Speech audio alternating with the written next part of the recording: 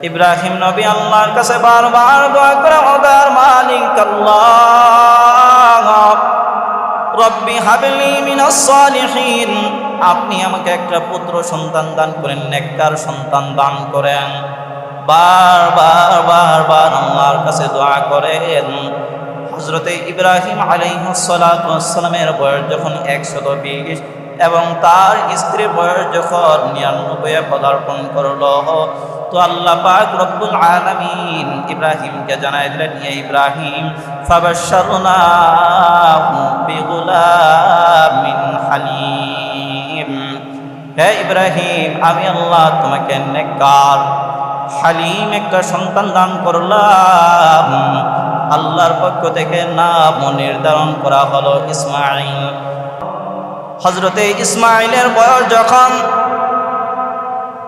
12তে এসে উপনীত হল, আল্লাহ পাক রব্বুল আলামিন ইব্রাহিম নবীকে স্বপ্নে দেখাইলেন, হে ইব্রাহিম তোমার মনের প্রিয় জিনিসটাকে তুমি কুরবানি করো।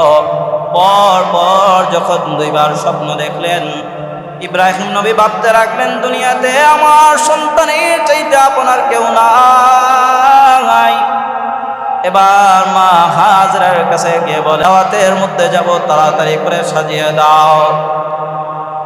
মা হাজরা ভাবতে লাগলেন, দুনিয়ার কোনো বাচ্চা বোধ হয় দাওয়াত করেছে, সন্তানকে নিয়ে যাবে। সাজায় দিলেন সন্তানকে, নতুন কাপড় পরিধান করায় দিলেন। ইব্রাহিম নবী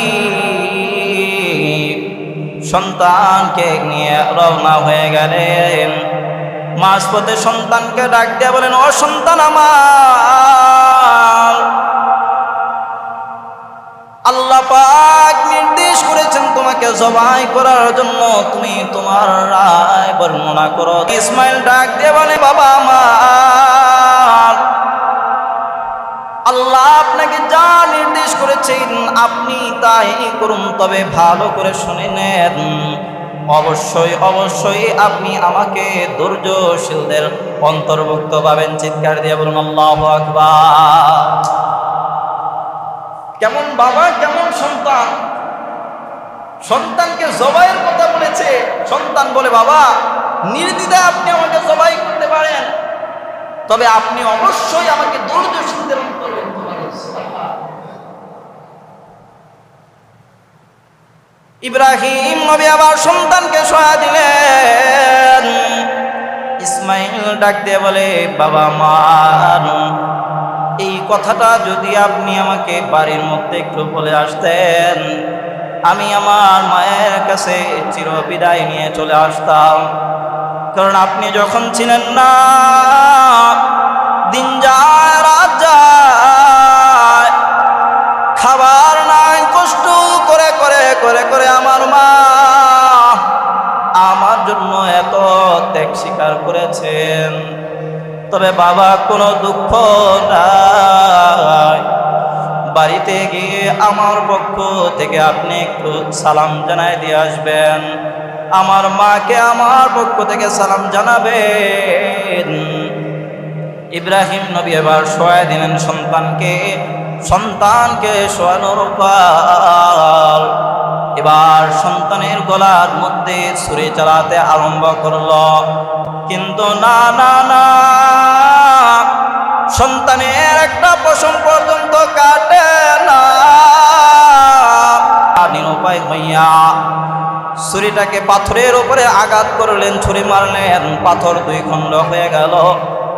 আল্লাহ পাক রব্বুল আলামিন জিবরিল আমিনকে ডাক দিয়ে বললেন, ও জিবরাইল যাও, এবার কিন্তু আমার ইব্রাহিম আর তার সন্তানকে ছাড়বে না।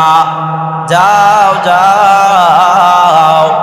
আসমান থেকে একটা দুম্বা নিয়ে ইসমাইলের পরিবর্তে দুম্বাটাকে নিচে শোয়া দাও।